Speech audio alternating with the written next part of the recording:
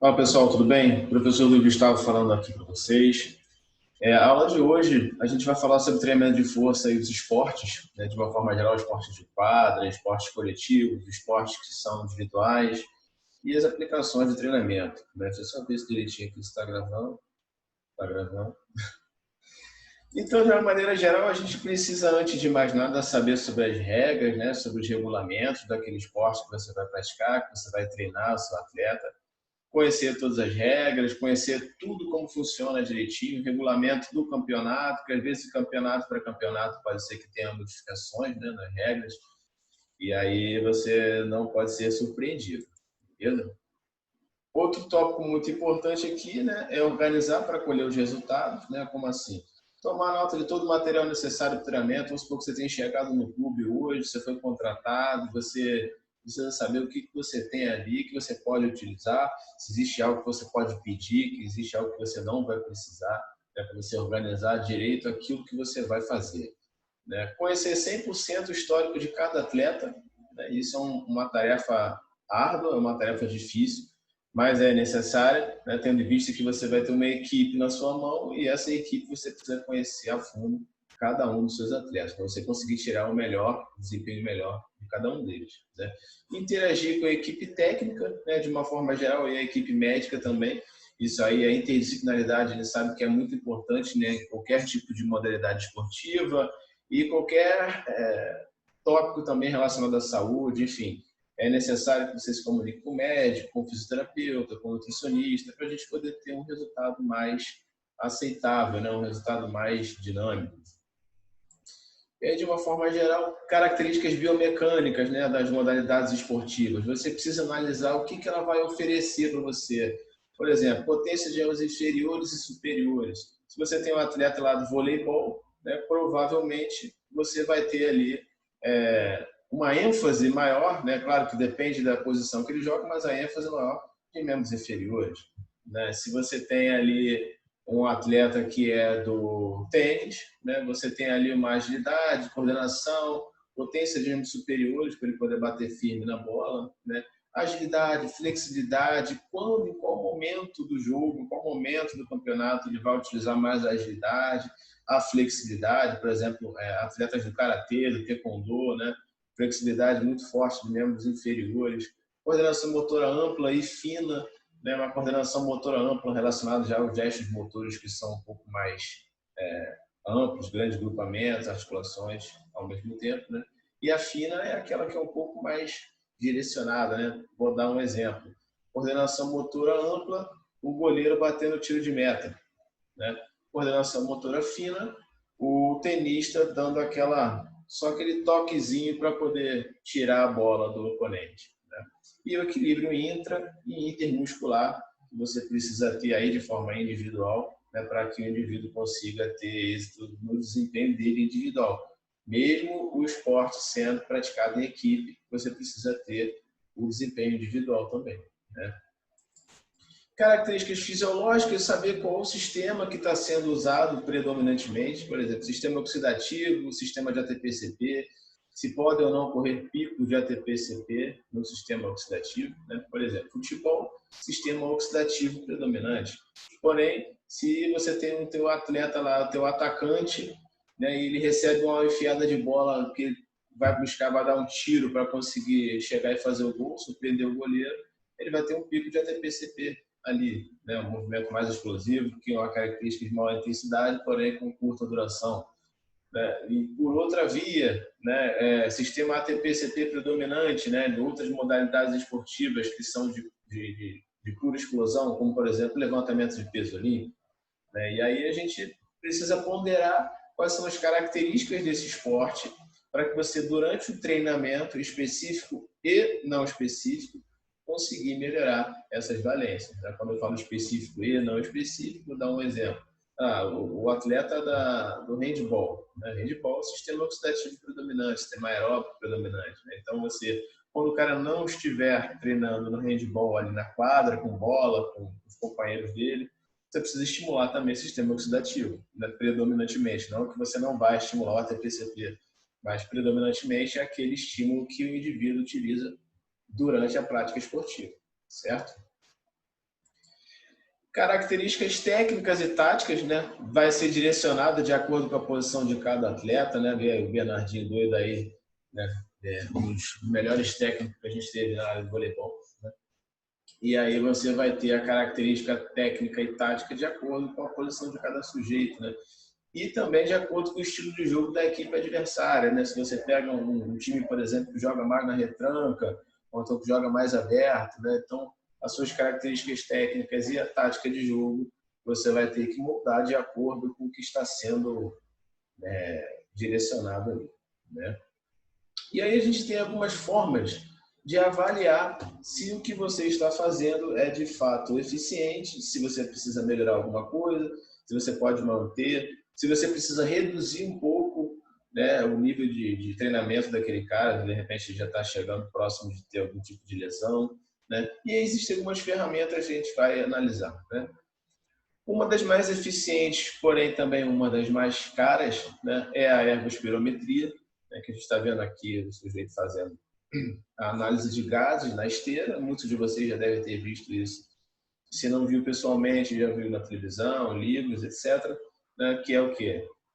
Existem vários protocolos, né, de corrida, com inclinação, sem inclinação, com ajuste de velocidade, etc.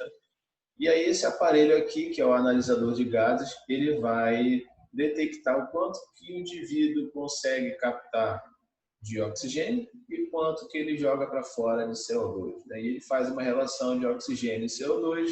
A partir daí ele faz o cálculo do VO2 máximo, né? VO2 de pico, capacidade anaeróbia máxima, capacidade aeróbia máxima, né? Primeiro limiar de lactato, segundo limiar de lactato. Ele dá várias informações importantes para que você consiga direcionar a prática esportiva daquele sujeito, principalmente se essa prática esportiva dele possui um sistema energético oxidativo predominante, né? Ponto negativo, como eu já falei, ele é um equipamento muito caro, então é difícil de você encontrar locais que tenham, né? Você manusear ele não é tão difícil assim, diria que não é difícil, é chato, né? Porque você precisa calibrar ele, a temperatura da sala tem que estar ideal, não pode ter muita gente na sala, porque senão fica muito CO2 circulante da medida, enfim. Mas o principal ponto negativo é que ele realmente é caro, né? Isso inviabiliza que alguns clubes tenham esse equipamento. Esse ponto que você não tenha, mas você quer analisar a capacidade cardiorrespiratória, existem várias outras possibilidades, né? Como, por exemplo, essa tabelinha aqui, que é o teste de Cooper, né? O criador Kennedy Cooper, lá na década de 80, que é nada mais, nada menos do que você colocar o indivíduo para correr em velocidade contínua, o máximo de distância que ele conseguir em 12 minutos, né? E aí você vai vendo aqui o quanto que ele conseguiu correr, né? Aqui no meio está a distância em metros e aqui a idade dele, né? De 13 até 60 ou mais. E aí você vai ter aqui, ó, para homens e para mulheres, a categoria que ele se encaixa de capacidade aeróbica, certo? É um teste válido também, é um teste interessante, né? Que você pode aplicar tanto para seus alunos de personal, quanto para indivíduos que você quer treinar realmente para conseguir obter êxito aí no âmbito esportivo, né? Existem alguns outros que você pode aplicar também. O teste de Cooper, o ideal é que você faça ele fora da esteira, né? O ideal é que você faça ele numa pista ou numa rua que não tenha inclinação, tá? E existe outros que você pode aplicar, por exemplo, que esse teste de Luke Lager também, que serve para você, é muito parecido com o teste de Cooper, né? Mas que você tem aplicação na esteira também. O teste de Cooper não é validado para você utilizar na esteira, né? Mas esse de Luke Lager dá para você fazer também na esteira, tá? Existem vários outros também, né? Que não vou colocar todos aqui, porque também não daria nem tempo. Avaliação de desempenho em relação à força e potência, grandes grupos musculares, exercícios multiarticulares, né? Isso aí, de uma forma geral, se você vai avaliar esse indivíduo no gesto motor, né? Dificilmente você vai ter uma modalidade esportiva que é uniarticular, que movimenta somente uma articulação por vez, né? Eu, particularmente, não me lembro de nenhuma, né? Sempre duas ou mais articulações, quando ele movimenta no corpo inteiro e somente um movimento, né? E aí a gente tem algumas estratégias que são interessantes, né? Há exemplo aqui de força e potência de membros inferiores, né? Lá, vou dar mais uma vez o exemplo do esporte de quadra, dessa vez do basquete, né? O jogador do basquete, ele precisa ter ali uma boa potência de membros inferiores, né? Então, se você quer testar a potência de membros inferiores dele, uma boa estratégia seria você fazer esse teste de impulsão vertical. É muito simples, você colocar uma régua presa na parede, manda ele saltar e ver o máximo que ele consegue, né? Você pode sujar a mão dele com um pouquinho de giz, um pouquinho de tinta, enfim, e mandar ele pular, o que ele marcar, depois você vai lá e mede, né? Teste de força, né? Ou de potência, dependendo da carga que você coloca aqui, dependendo da intensidade que você coloca no leg press, por exemplo.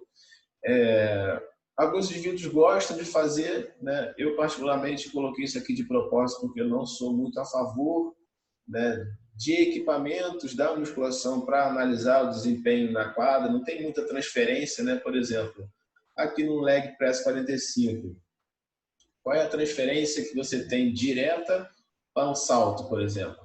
Praticamente nenhuma. Ah, mas a extensão dos joelhos, a extensão dos quadris. Beleza, a extensão dos joelhos e do quadril, mas mesmo assim, fica uma coisa muito travada, o tronco não se mexe, você está empurrando uma plataforma, né? As mãos estão fixas, o braço não consegue dar impulso, enfim. São toda uma situação que dificulta que você faça uma transferência, né? Então, deem prioridade àqueles movimentos que têm uma ótima transferência para a modalidade esportiva que você vai avaliar. Correto? Em relação à composição corporal, que também é um componente importante de aptidão física, né? O indivíduo normalmente almeja para o desempenho esportivo redução da gordura e aumento da massa muscular, né? Para o indivíduo conseguir ter uma composição corporal cada vez mais eficiente para a prática esportiva dele. Em geral, a maior parte dos esportes pedem que ele tenha uma composição corporal semelhante a essa, né? Com um pouco mais de massa muscular e a redução da gordura, né? Para que ele consiga ficar mais direcionado, né? Coloquei essa figura aqui de propósito, né, dos dois lutadores, dos dois boxeadores, e a gente vê que um possui um percentual de gordura nitidamente menor que o outro, né? A massa muscular talvez seja parecida, o peso talvez seja parecido, né? Talvez não, é parecido, porque eles estão da mesma categoria, mas vez por outra a gente encontra, né, indivíduos que possuem um percentual de gordura um pouco mais alto em relação ao normal, entre aspas, da modalidade, mas que mesmo assim eles se dão bem na modalidade esportiva. E isso aí é perfeitamente normal, né, de acontecer, principalmente nas categorias superiores, por exemplo, peso pesado no boxe. Você vê o cara e fala assim, nossa, esse cara é gordo, né? Mas pode estar com o percentual de gordura um pouco acima do recomendado pela Organização Mundial de Saúde, por exemplo. Só que esse cara rende melhor assim do que se ele reduzir mais a gordura. Então não tem problema. Se está rendendo melhor assim, mantenha ele assim, desde que ele esteja dentro do peso da categoria, né? Se o desempenho dele é melhorado dessa forma, mantenha sem nenhum problema. Arremesso de martelo também é uma outra modalidade que normalmente o cara tem que ser pesado, né? Justamente por uma ação vetorial, né? Quando você faz a rotação para soltar o martelo, né? A energia que você gira ali quando você solta é a quantidade de movimento que vai ser direcionada para o martelo. Então, se o cara for muito leve, ele vai levar desvantagem, né? Vai ter desvantagem em relação ao cara que é mais pesado, tendo em vista que os dois possuem uma potência semelhante, né? Falando do alto desempenho, o cara que é mais pesado vai conseguir transferir maior quantidade de movimento do martelo ali naquela cinética angular na hora dele arremessar. Então, por isso que a gente vê normalmente o arremesso de martelo, arremesso de dardo, né? Os caras são um pouco mais pesados justamente por causa disso. E aí a avaliação do desempenho de agilidade, velocidade de reação, coordenação motora, né, dos esportes que tem essa pegada um pouco mais, né? O que a gente pode fazer, né? A gente tem alguns testes interessantes feitos com materiais simples, né? Como por exemplo esse cone aqui, esses mini cones, que você vai fazer esse teste de zigue-zague, né? O indivíduo vai seguir a setinha, né? Ele começa aqui, vai para o cone da diagonal, volta da esquerda, vai para a diagonal de novo, volta para o início, né? Os cones separados por 4 metros. E aí o tempo que ele demora para fazer esse movimento, você vai marcar no cronômetro, né? Não existe tabela de referência para esse teste, porém, você vai comparar ele com ele mesmo em medidas repetidas. Por exemplo, você fez hoje, aí daqui a 2 meses você quer reavaliar, você vai comparar ele com ele mesmo 2 meses atrás. os esportes, por exemplo, que possuem poucas mudanças de direção e muitas mudanças de direção. Por exemplo, esse aqui seria mais indicado, por exemplo, para o indivíduo que joga vôlei, né, que é normalmente deslocamento para frente, para trás, e o lateral, mas com não tanta mudança de direção. O cara, por exemplo, numa quadra lá no vôlei, não fica correndo de zigue-zague. Né? Esse aqui de zigue-zague seria mais indicado para o atleta do basquete, do futsal, do handball, né? O cara às vezes precisa driblar, precisa ter ali uma agilidade um pouco maior nessa direção. Né? E aí você vai justamente selecionar o tipo de teste que é mais interessante para a modalidade esportiva que você vai realizar, que você está treinando. Né? Esses sensores de luz também, que é o Training Lights, também eu acho bastante interessante, embora não seja tão barato, mas também não é muito caro, né? Para você testar a velocidade de reação do teu atleta, eu acho bastante interessante. Você pode posicionar eles aqui dessa forma dispostos, numa forma de diagrama, não? Então você pode colocar ele no chão e aí vai com a mão, vai com o pé, assim, ele piscou, você tem que encostar, ele piscou do outro lado, tem que encostar do outro lado, por aí vai, né? Que nem esse cara tá fazendo aqui na camisa azul. Ele piscando, ele vai e esses dispositivos eles vão detectando o tempo que você levou entre a piscada de um, por exemplo, lá de cima e o outro lá de baixo, você pegar. Né? E aí, obviamente, quanto menor o tempo, melhor vai ser o resultado que você vai obter. Né? É interessante teste, por exemplo, para goleiro, né? Para o cara que é rebatedor de beisebol. Por exemplo, beisebol não é uma prática muito forte aqui no Brasil, né? Mas o tênis seria uma aplicação mais prática. E algumas modalidades de luta também, né, que tem bastante impacto, taekwondo, karatê, boxe, muay thai, também é bastante interessante. Teste de flexibilidade, também é interessante você avaliar a flexibilidade da maior parte das modalidades esportivas, o cara precisa ser flexível, quanto mais flexível, normalmente, melhor para ele. Né? E aí a gente tem alguns testes que podem ser utilizados. Existe o banco de Wells, né, que recentemente houve um contrassenso na literatura, né, em relação a você aplicar ele como um teste de flexibilidade e o teste de sentar e alcançar.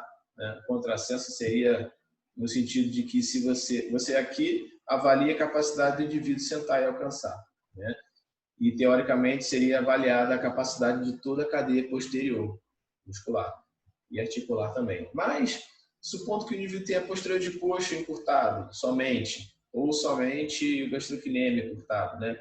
Um único grupamento vai influenciar de forma global no teste todo. Né? E aí o contrassenso de que será que ele realmente seria um teste de flexibilidade ou somente um teste de sentar e alcançar? Né? De uma forma ou de outra, ele ainda assim é válido para você conseguir detectar, de repente, algum tipo de falha. Né? Existe o goniômetro também, né, que é uma regrinha. O goniômetro é bem baratinho também. Né? Você compra aí nessas casas de material especializado da área de saúde. Bem baratinho, uma régua de cada lado, né, com um transferidor em ângulos no meio. Né? Um eixo, aí você vai medindo aqui, a medida é muito simples, cotovelo, você pode se encaixa na articulação que você quer avaliar, né? Bem no eixo da articulação, que no caso do cotovelo, você vai avaliar o quadril, você coloca na linha do acetábulo, né? Se você vai avaliar joelho, você coloca lá na linha da patela femoral, e você vai medir em ângulos o quanto o cara consegue, tanto flexão, extensão, abdução, dependendo da articulação. Né? De flexibilidade também a gente tem o Flex Test do professor Cláudio Gil, né, que aí você não precisa de material nenhum, seria somente você analisar o movimento e ver através da tabelinha, dessas tabelinhas aqui dos movimentos, o quanto que o indivíduo consegue alcançar. Né? Então, por exemplo, supondo que eu queira analisar a articulação do joelho lá no movimento 3, aqui. Né? Eu tenho 1, 2, 3, 4, 5, 6. Então, eu tenho 6 posições que o indivíduo consegue alcançar. Então, vamos supor que ele esteja aqui no máximo, né, que é o 6, que ele já consegue inverter, colocar o pé lá muito próximo do quadril, né, quando ele faz a flexão do joelho. Então, você marca lá a posição 6.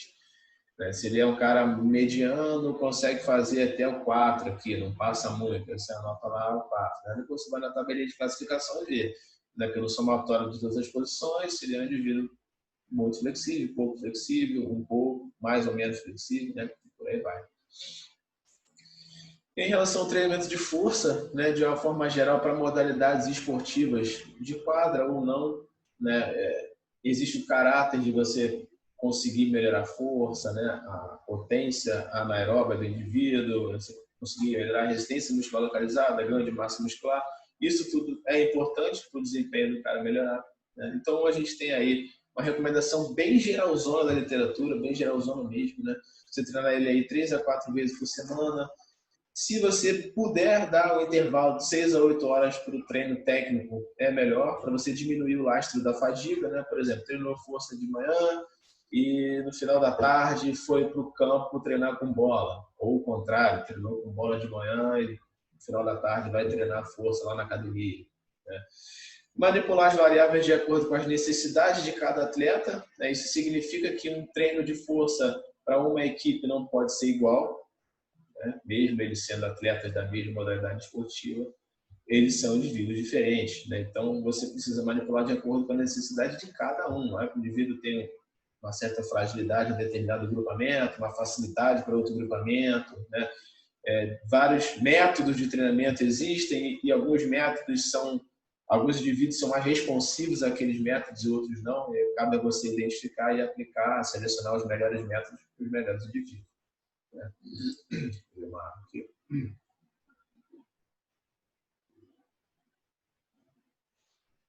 Em relação à periodização, né?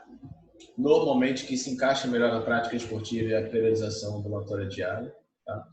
Ou não linear. ênfase em potência e resistência muscular localizada, que normalmente transfere melhor para a prática esportiva. Adicionar exercício de pliometria e do complex training também, que relaciona a potência, relaciona a resistência muscular, né? Potência de membros superiores e inferiores. Adicionar exercícios com transferência para o esporte, saltos, arremessos, saltos na vertical, saltos na horizontal, né? Arremesso saltando, arremesso de baixo, sem saltar, enfim. Tudo que você veja que tenha coerência e que tenha transferência de fato para aquela modalidade esportiva, né? Treinamento pliométrico, né, ou pliometria, que você já deve ter ouvido falar alguma vez, ele consiste em você realizar movimentos explosivos, né, com ou sem mudança de direção, que sejam direcionados para a prática esportiva. Se você puder reduzir o impacto, melhor ainda. Aí tem 2 exemplos aqui com bola no campo, né, sem a redução do impacto, né, que ele salta e cai, salta e cai, salta e cai, né, na direção, vai direto, seguidamente, né, várias barreiras. Ou aqui o salto na caixa, por exemplo, que ele salta e cai na caixa com o joelho flexionado, quadril flexionado, aí ele já tem amortece um pouco mais. Aí desce devagar, depois ele salta de novo, desce devagar, salta de novo. Isso, dependendo da situação, dependendo do tempo de treinamento do indivíduo, pode ser uma estratégia mais interessante do que você botar ele para saltar e cair no mesmo nível sempre, né? O método do Complex Training também parece uma estratégia interessante, né, para modalidades esportivas que principalmente pedem uma potência maior de membros inferiores. E aí é o seguinte, você coloca ele para agachar. Exemplo, né, você coloca ele para agachar com uma sobrecarga alta, né, em torno de 3 a 5 repetições máximas, pesado. Saiu dali, o mesmo movimento que ele fez com peso, ele vai fazer sem peso. Então, no caso aqui do agachamento, ele agachou pesado, soltou a barra e veio para saltar em cima da caixa, em cima do banco, somente com peso corporal. Aí você consegue desenvolver força e potência, né, de maneira que você utilize o Complex Training. Tem uma boa transferência para a maior parte das modalidades esportivas. Beleza? Treino cardiorrespiratório, a gente também não pode esquecer, né? Também é uma recomendação bem genérica da literatura, né? 3 a 4 vezes por semana, intensidade de 70 e 80 da frequência cardíaca máxima. Se você vai usar o VO2, sobe um pouquinho, né, para 75, 80, 80 e pouquinho do VO2 máximo. Periodização ondulatória diária também, assim como o treinamento de força. O cardiorrespiratório ondulatória diária parece mais interessante em relação aos outros modelos de periodização, né? ênfase em treinos intervalados, né? Por exemplo, 30 segundos de estímulo, 30 de recuperação, ou 30 de estímulo, 60 de recuperação, o dobro, né? Dependendo da fase de treinamento que você se encontra. Treino de flexibilidade, também não podemos esquecer, privilegiar todos os grupos musculares, todos os grupos, né? Intervalo de 60 minutos para outros treinos. É o recomendado para que você não tenha, se você vai treinar a flexibilidade de uma forma bem extenuante, para você não ter redução de desempenho. né? Para cada série de 1 a 2 minutos, para cada grupo muscular, 2 a 3 séries para cada exercício, você já vai ter ganhos bem significativos aí de flexibilidade que você viu, né? E aí, para você organizar os ciclos de treinamento, né, de acordo com a periodização que você quer, né? Quando você vai montar lá o macro ciclo de treino, né? Quantas competições você vai ter, quais são importantes, né? Quando elas vão ocorrer? Essas 3 perguntas você precisa fazer, né? Quantas competições? Ah, são 5 competições esse ano, beleza. Quais realmente você quer ganhar, né? Quais realmente você tem ali um apelo maior de patrocinador, etc, né? E quando elas vão ocorrer? Para você conseguir organizar todo o seu ciclo de treinamento baseado nisso, certo? Elaborar os mesociclos, né? Quantos dias o atleta vai treinar e quais metas ele deverá atingir, né? É interessante você estabelecer metas também dentro desses mesociclos para que você consiga direcionar o seu treino. Bom, ele está atingindo as metas, o treino que eu estou fazendo está sendo eficiente. Se ele não está atingindo, ou eu superestimei muito a meta, ou o treino que eu estou fazendo não está sendo eficiente para ele, né? Cabe a você avaliar.